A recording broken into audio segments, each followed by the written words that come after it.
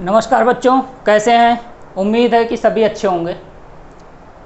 मैं आज फिर आपके लिए इंग्लिश वर्णमाला, अंग्रेजी वर्णमाला या कहें इंग्लिश अल्फ़ाबेट रीजनिंग में उसके आगे का पोर्शन लेके आया हूँ, जिसमें कि पहले आप देख चुके हैं। क्या देख चुके हैं? आप देख चुके हैं कि अंग्रेजी वर्णमाला क्या होती है, उसमें स्वर क्या होते हैं, व्यंजन क्या होते हैं, कितने अक्षर होते हैं और उन अक्षरों की स्थिति, और अक्षरों में बाएं कैसे जाते हैं और दाएं कैसे जाते हैं। और जिन लोगों को इस चीज़ के बारे में जानकारी नहीं है वो प्लीज़ प्लेलिस्ट में नीचे डिस्क्रिप्शन में दी गई है, उससे आप पीछे के वीडियोस में देख सकते हैं। ठीक है, तो आज के टॉपिक पे हम बढ़ते हैं। आज का हमारा टॉपिक है अक्षरों की स्थिति विपरीत क्रम में, है ना। जैसा कि आपको ये टाइटल दिख रहा होगा, विपरीत क्रम में अक्षरों की स्थिति। इसको हम क्या बोलते हैं? इसको हम दूसरी चीज बोलते हैं क्या? Position of letters in reverse order या position of letters from left और राइट। मैंने जो इससे पहले वीडियो डाला था उसमें आपको देखने को मिला होगा कि राइट क्या होता है और लेफ्ट क्या होता है। किसी भी सीरीज का लेफ्ट और राइट क्या होता है, तो उसमें लेफ़्ट की तरफ से पोजीशन क्या होगी और राइट की तरफ से पोजीशन क्या होगी, उसके बारे में हम जानेंगे। लेफ़्ट से पोजीशन आपको मैं बता चुका हूँ, और इससे पहले वाले वीडियो में आपने देखा होगा कि मैंने थोड़ी सी कोशिश की थी जिससे कि आपको अक्षरों की स्थिति बाएं से याद हो जाए आसानी से, है ना। आपको अक्षरों की स्थिति बाएं से आसानी से याद कराने की एक कोशिश की गई थी। ठीक है, तो आप उनको याद हो गया होगा, उम्मीद करता हूँ आपको। और आज हम देखेंगे कि अक्षरों की स्थिति विपरीत क्रम से। तो पहले मैं क्या बताऊँगा आपको, पहले हम देखते हैं कि अक्षरों की स्थिति हमारी बाएं से क्या थी। कहाँ से बच्चों? फ्रॉम लेफ्ट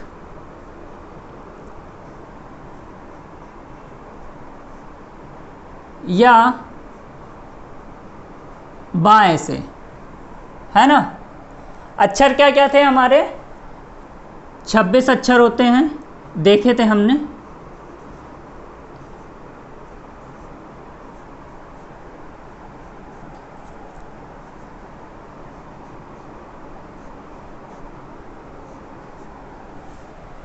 कौन कौन से अक्षर हो गए?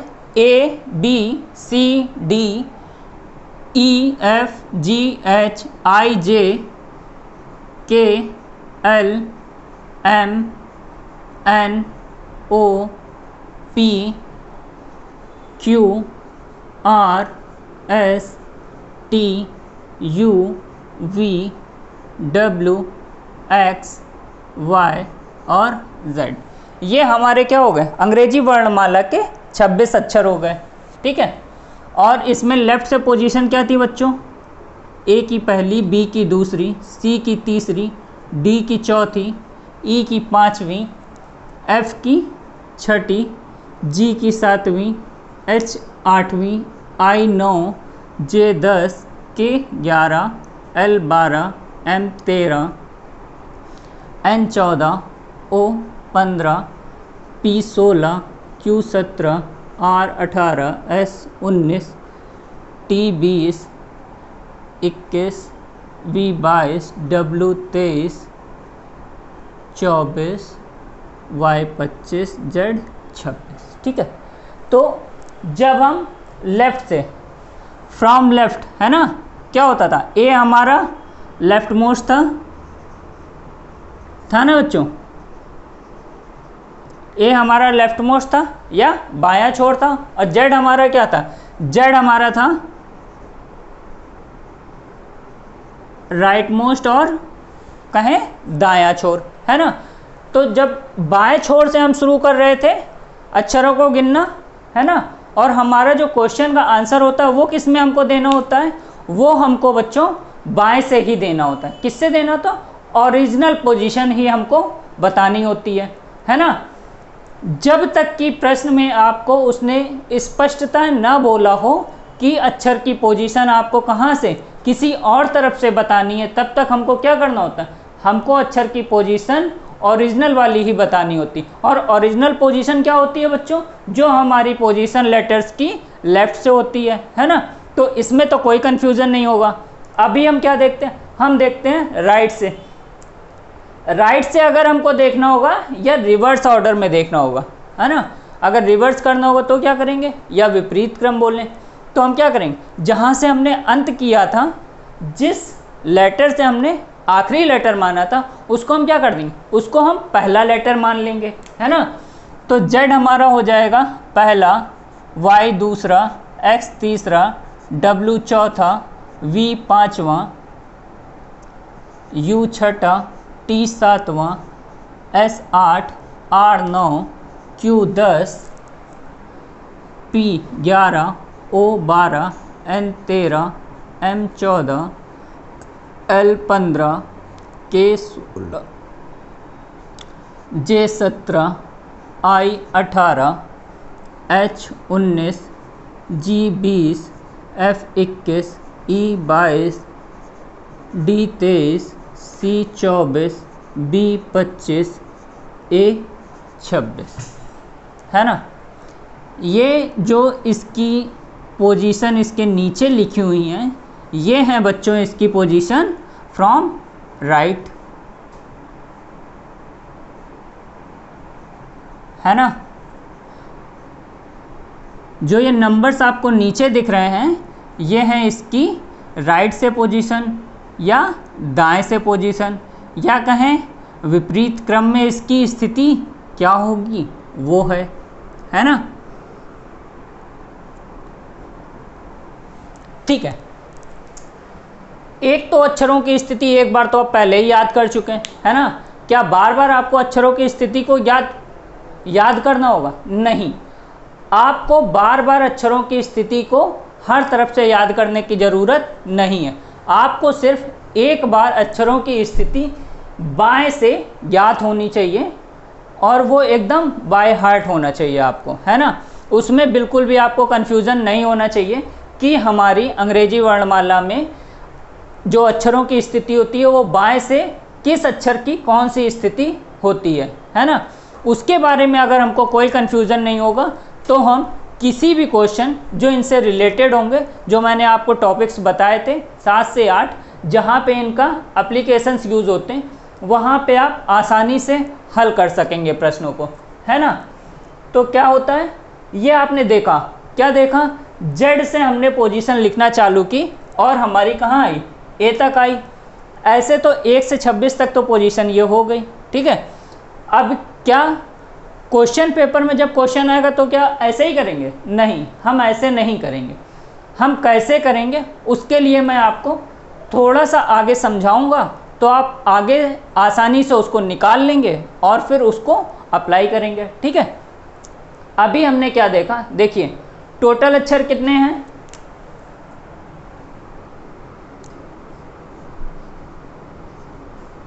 नंबर ऑफ लेटर्स कितने हैं, 26। पूरे अंग्रेजी वर्णमाला में आपके अक्षर कितने हैं, नंबर ऑफ लेटर्स कितने, 26, ठीक है। और देखो किसी भी अक्षर की अगर हम बाएं से स्थिति देखें, क्या देखें,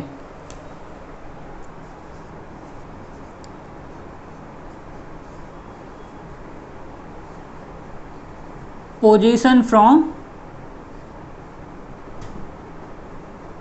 लेफ्ट, है ना, लेटर्स, पोजीशन फ्रॉम लेफ्ट, इसको एन से कहते हैं। बाएं से देखें, ठीक है, उसको हम किससे कर दें, लेफ्ट पोजीशन लेटर की, क्या, लेफ्ट पोजीशन, ठीक है। एन क्या हो गया, नंबर ऑफ टोटल लेटर्स, और पोजीशन ऑफ हम क्या देखें, पोजीशन फ्रॉम हम देखें राइट,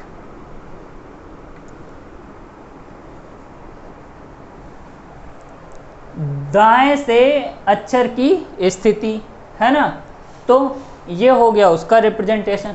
अब मान लो हमने किसकी देखी, किसी भी एक लेटर की हमने पोजीशन देखी, किसकी, हमने ई की माना है ना, ई की लेफ्ट से पोजीशन क्या है, 5वीं दी है बच्चों, है ना, लेटर है आपका ई, ठीक। ई की पोजीशन लेफ्ट से क्या है 5, ई की राइट से पोजीशन क्या है, राइट से पोजीशन देखो 22 है, ठीक है। टोटल नंबर ऑफ लेटर्स क्या थे,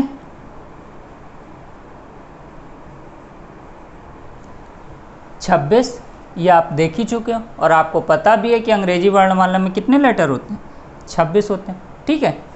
अभी हम क्या देखते हैं, जब हम किसी भी अक्षर की, हमको पता चल गया इसमें 26 अक्षर हैं, इस वर्णमाला में 26 अक्षर हैं, या हम कहें इस रो में 26 लोग हैं, है ना, तो क्या हुआ 26 अक्षर।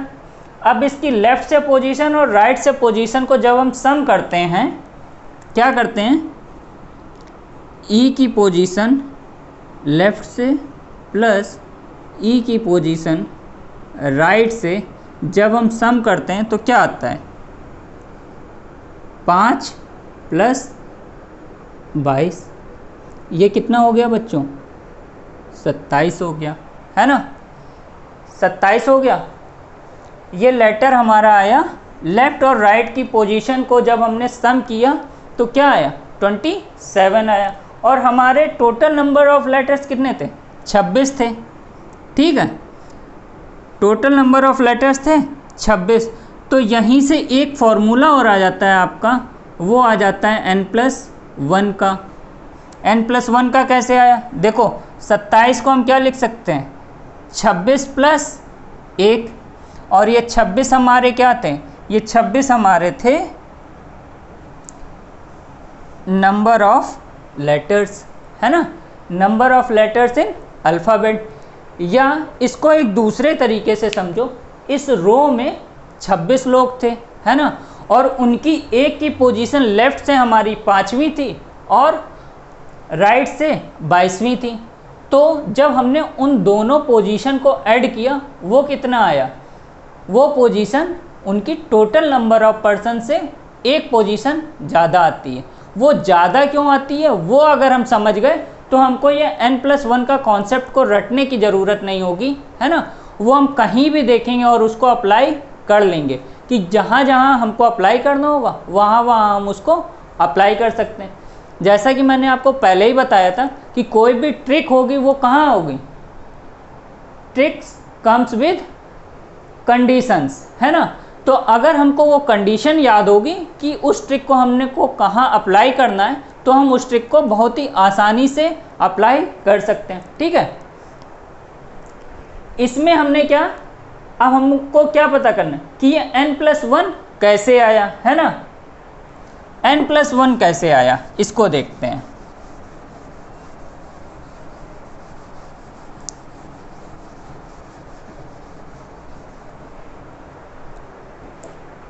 देखिए ई की पोजीशन हमारी जब हम लेफ़्ट से चल रहे थे, ई की पोजीशन जब हम निकाल रहे थे लेफ़्ट से चल रहे थे तो आ रही थी 5वीं, ठीक है। जब ये 5वीं आ रही थी तो हमने क्या किया, लेफ़्ट से हम 1 2 3 4 5 कदम आगे बढ़े और हमको 5वीं पोजीशन पता चल गई। अब हमने जब वापसी में मतलब विपरीत क्रम में इसको पता करना था तो हमने क्या किया, हम Z से चलना शुरू किए और E तक पहुँचे। जब हम Z से चल के E तक पहुँचे तो हमने क्या पाया, इसकी राइट से पोजीशन क्या हो गई, 22वीं हो गई, है ना। ये आपकी 5वीं पोजीशन थी, ये आपकी 22वीं पोजीशन होगी। ये दोनों पोजीशन हमको पता चल गई। कैसे, हमने यहाँ से गिनना शुरू किया और उधर से गिनना शुरू किया तो हमको इसकी पोजीशन पता चल गई। अब हमको क्या मालूम कि इसमें टोटल नंबर ऑफ लेटर्स कितने हैं, टोटल नंबर ऑफ लेटर्स हैं हमारे 26, ठीक है। ये जो 26 हैं और इनका जब हमने क्या किया, एक चीज़ हमने और देखी थी, क्या देखी थी, किसी भी लेटर की लेफ़्ट से पोजीशन और लेटर की राइट से जो पोजीशन होती है वो क्या n+1 हो जाती है ना। ये एक फार्मूला होता है। अब ये फार्मूला कहाँ से आया उसको बताने की एक कोशिश है। देखो, जब हमने लेफ़्ट से गिनना चालू किया तो हमने ई को काउंट किया ना, और जब हमने राइट से चालू किया या जेड से गिनना चालू किया तब भी हमने ई को काउंट किया। ई को हमने कितने बार काउंट किया? ई को हमने 2 बार काउंट किया। 2 बार काउंट किया ना। ई की काउंटिंग हमने कितने बार की? ई की काउंटिंग की हमने 2 बार। और ओरिजिनली ई कितने बार प्रेजेंट था इसमें? वो था 1 बार, है ना। ई है कितने बार इसमें? ई कितने बार प्रेजेंट है? ई है ओनली 1 बार प्रेजेंट। अब ये जो एक एक्स्ट्रा हमने काउंट तो 2 बार किया और ये इस सीरीज में एक ही बार है ना। तो यहाँ से जो 1 बार हमने एक्स्ट्रा इसको काउंट किया था, है ना, ये है कितने बार? 1 ही बार है। और 1 बार हमने एक्स्ट्रा काउंट किया था वही यहाँ पे इसको हम लिख देते हैं। वही यहाँ पे ये +1 वही होता है और कुछ नहीं होता। ये +1 वही होता है जो हमने उस लेटर को 1 बार एक्स्ट्रा काउंट किया था। हमने क्या, जब हम लेफ़्ट से गए तब भी हमने ई को काउंट किया, जब हम राइट से आए हमने तब भी ई को काउंट किया, क्योंकि उसकी पोजीशन हमको ज्ञात करनी थी ना, उसकी स्थिति ज्ञात करनी थी। उसकी स्थिति जब हम ज्ञात करेंगे तो वो व्यक्ति को भी तो हम काउंट कर रहे हैं, या उस लेटर को भी तो हम काउंट कर रहे हैं ना, तभी तो हमने उसकी स्थिति पता कर पाई। ऐसा तो है नहीं कि हमने उससे पहले वाले की बता दी हो, वो नहीं होता है ना। जहाँ पे वो स्थित है उसी जगह को हम बताते हैं। तो क्या हुआ हमारा, 1 बार हमने जो उसकी काउंटिंग ज़्यादा की थी, ओरिजिनली वो प्रेजेंट 1 बार था, तो वहीं से ये क्या आ जाता है, किसी भी अक्षर की दाएं से स्थिति और उससे बाएं से स्थिति का जो योग होता है वो कुल अक्षरों से 1 ज़्यादा होता है। ठीक है, 1 मिनट में इसको रिवाइज करो।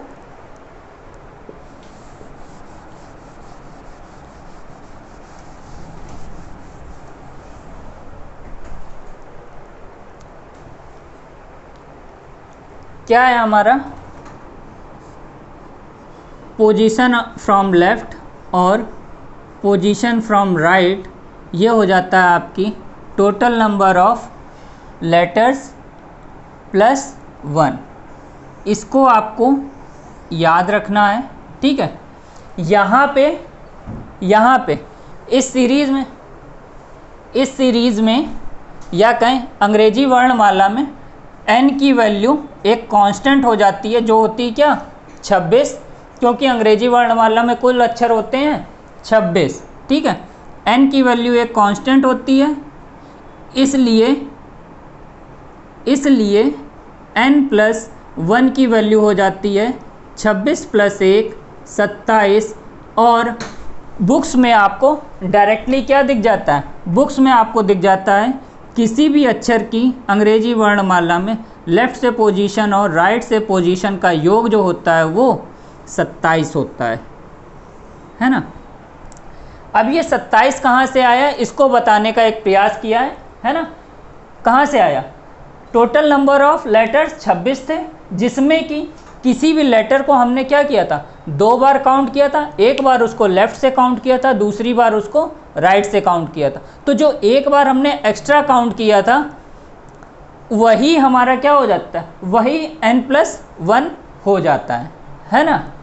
ये जो +1 होता है ये वही हो जाता है। ठीक है, तो उसमें क्या आपको दिखता है, अब यहीं से सीधे आपको मिल जाता है क्या, किसी भी लेटर की अगर हमको पोजीशन बाएं से याद है, और उम्मीद है कि सभी को अब बाएं से पोजीशन आराम से याद होंगी, है ना।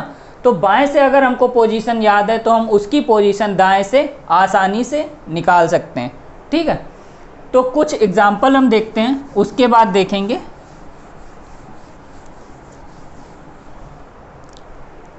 हमने क्या देखा था, ई की पोजीशन लेफ़्ट से 5वीं थी और राइट से 22, है ना, इसको निकालना नहीं था। अब हम किसी और लेटर का देखते हैं। यहाँ पे आपको सभी के पोजीशन तो दिख ही रही हैं, ठीक है। अब मान लीजिए आपको निकालनी है के की पोजीशन राइट से, ठीक है। के की पोजीशन राइट से निकालिए, आर की राइट से निकालिए, टी की निकालिए। अब कैसे निकालेंगे हम, देखो के की लेफ़्ट से याद होगा, के की लेफ़्ट से पोजीशन होती है आपकी 11, है ना, याद है ना, 11 किंग्स 11। के की लेफ़्ट से पोजीशन 11, n+1 की वैल्यू 27, ठीक है, n+1 की वैल्यू 27। तो क्या हो गया, के की राइट से पोजीशन 27 माइनस के की लेफ़्ट से पोजीशन 27 माइनस 11 क्या हुई,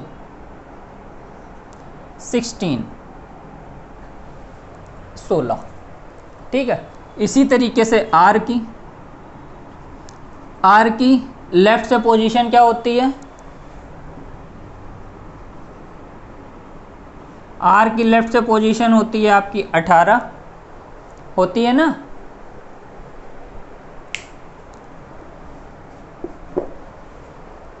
आर 18,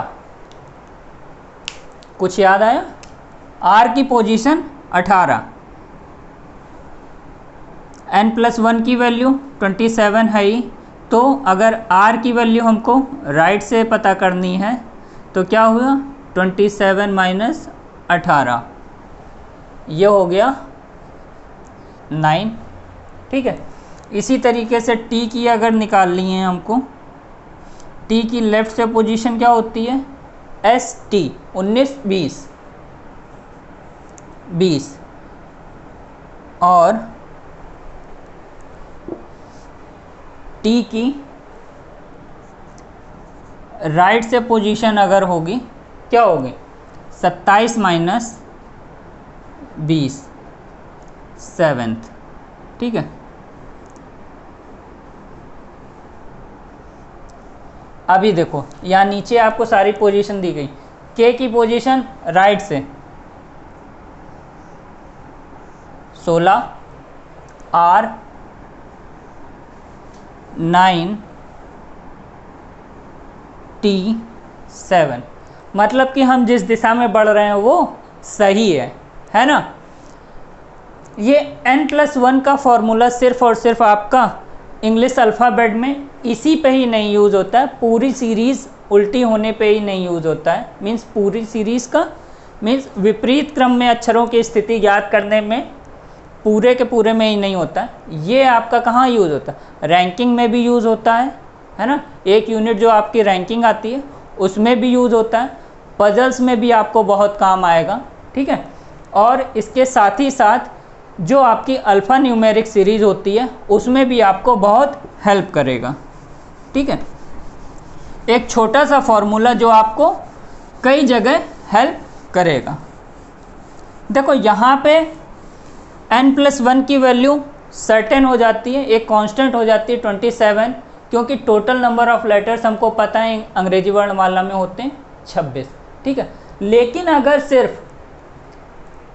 अगर प्रश्न में आपको दिया जाए कि कुछ ही लेटर्स को वो पलट दे, है ना, क्या कर दें, शुरुआत के कुछ ही लेटर्स को पलट दें, वो कहे क्या, शुरू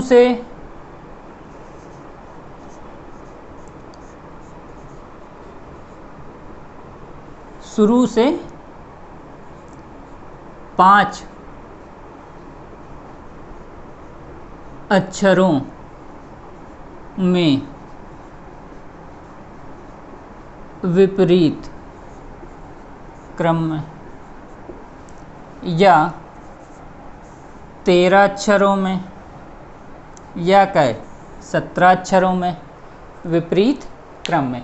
देखो जब उसमें पूरी अंग्रेजी वर्णमाला थी तो 26 अक्षर हो जा रहे थे, यहाँ वो क्या कह रहा है, यहाँ वो कह रहा है शुरू से 5 अक्षरों में विपरीत क्रम में, तो क्या हो जाएगी, यहाँ हमारी n की वैल्यू 5 हो जाएगी और जो कांस्टेंट वहाँ 27 हो रहा था वो n+1 की वैल्यू हो जाएगी हमारी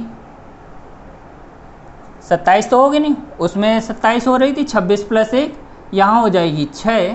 और इसी तरीके से अगर 13 अक्षर होगा तो n बराबर आपको 13 दिया है, n+1 हो जाएगा 14। इसमें आपको n बराबर दिया है 17, तो n+1 की वैल्यू हो जाएगी आपकी 18। जब हमको ये n+1 की वैल्यू पता हो जाएगी और हमको उसने क्या दिया होगा, देखो 3 चीज़ों में से एक ही चीज़ हम ज्ञात कर सकते हैं, 2 चीज़ें हमको वो देगा, है ना। कोई भी प्रश्न अगर हमको कोई प्रश्न पूछता है तो उसमें वो कुछ चीज़ें बताएगा ज़रूर, है ना, उसको हमको ध्यान से समझना होगा और क्वेश्चन पढ़ते समय हमको वो चीज़ें पता करनी होंगी कि उसने क्या क्या दिया है और क्या वो हमसे पूछना चाहता है। अगर हम ये चीज़ सही से समझ जाएंगे तो जाहिर सी बात है हम प्रश्न का उत्तर भी सही लेंगे, निकाल लेंगे, है ना। इसमें क्या हो रहा था, शुरू से अगर 5 अक्षर दे तो शुरू से 5 अक्षर कौन से हो गए बच्चों, ये हो गए हमारे A B C D E, है ना। इसकी देखो पोजीशन लेफ्ट से 1 2 3 4 5। अभी राइट से कहेंगे तो ये 22 23 24 25 26 नहीं होगी, वो सिर्फ इन्हीं अक्षरों की बात कर रहा है, इन्हीं अक्षरों की बात कर रहा है। तो क्या होगी, E की पहली होगी, D की दूसरी, C की तीसरी, B की चौथी, A की पांचवी, ठीक है। अभी अगर वो इतने ही अक्षरों में पूछेगा कि इनके विपरीत क्रम में इन अक्षरों को क्या किया गया, विपरीत क्रम में कर दिया गया, मतलब क्या हो गया बच्चों, रिवर्स किया गया, तो क्या हुआ E D C B A। अब हमारे उसने ऐसे दे दिया है ना, ये दिया, तो अब वो क्या पूछेगा, ऐसे अगर हो तो C की स्थिति या B की स्थिति पूछे वो, है ना। तो क्या करेंगे, अब वो किस तरफ से पूछेगा उसमें हम उसको बता देंगे, है ना। इसका रिवर्स करके, मतलब दाएं से पूछ रहा है तो इस तरीके से पूछ रहा होगा, ये हमारी लेफ़्ट से हो गई, ये हमारा राइट से हो गया, है ना। लेफ़्ट से 1 2 3 4 5 थी, राइट से 1 2 3 4 5, 1 2 3 4 5 है, लेकिन क्या हुई इसमें E की 1 हो गई जो यहाँ पे A की थी, है ना, और A की 5 हो गई जो कि यहाँ A की 1 थी।